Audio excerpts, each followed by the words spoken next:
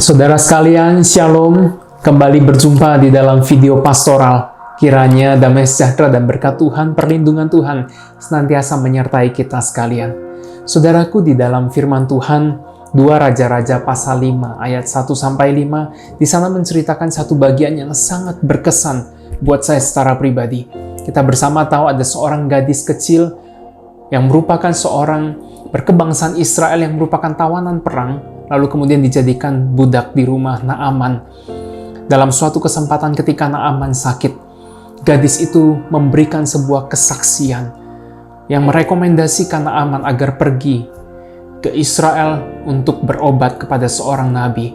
Dan saudara, bagian yang luar biasa adalah Naaman dan bahkan Raja Aram mendengarkan kesaksian, perkataan daripada seorang gadis kecil ini.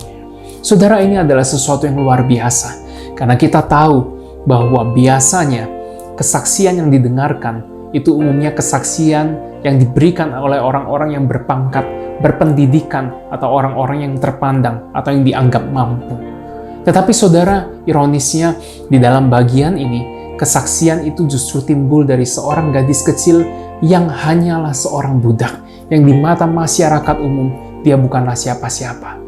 Saudaraku, gadis kecil ini sangat mengingatkan saya secara pribadi akan kondisi saya, bahwa saya juga bukan siapa-siapa.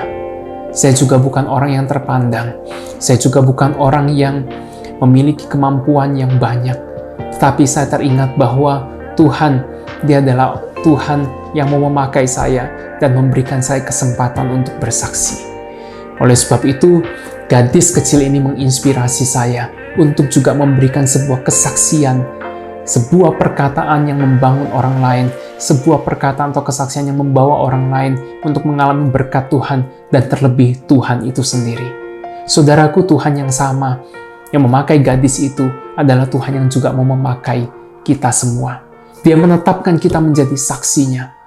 Mungkin kita berkata, aku bukan siapa-siapa. Mungkin kita berkata, aku tidak punya pendidikan. Mungkin kita berkata, aku tidak punya begitu banyak kemampuan yang bisa dipakai seperti si anu dan si itu, sehingga bisa bersaksi bagi Tuhan. Oh saudara, bukan itu yang Tuhan pandang berharga. Bukan itu yang menjadi syarat bagi Tuhan untuk memakai seseorang untuk bersaksi bagi namanya.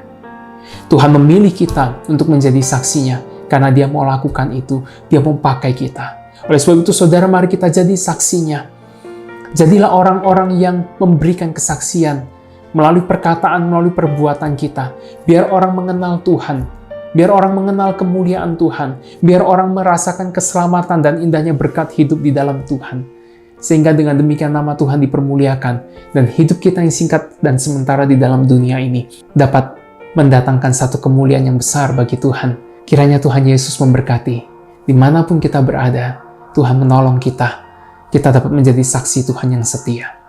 Amin.